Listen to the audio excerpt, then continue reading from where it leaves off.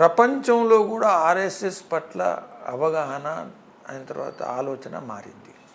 ఇది ఆర్ఎస్ఎస్ గెలుపు, ఆర్ఎస్ఎస్ విజయం. ఇది హింసకు సంబంధం లేకుండా అహింస మార్గంలో వ్యక్తి నిర్మాణం ద్వారా అనేక కార్యక్రమాల ద్వారా సమాజాన్ని 100 సంవత్సరాలు అహర్నిశలు కష్టపడి అసాధ్యమైనటువంటి అనేక విషయాలు. అసాధ్యం ఏంటి?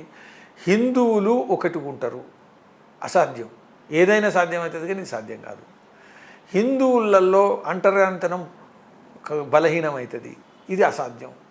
ఇట్లా అనుకున్నటువంటి అనేక విషయాలను మార్చడంలో ఆర్ఎస్ఎస్ ఒక ప్రధాన పాత్ర పోషించింది. ఇది సత్యం, విజయం. అంటే ప్రపంచ పరిణామాలు కూడా వీటిపైన ప్రభావం చూపిస్తాయి కదా? చూపిస్తాయి.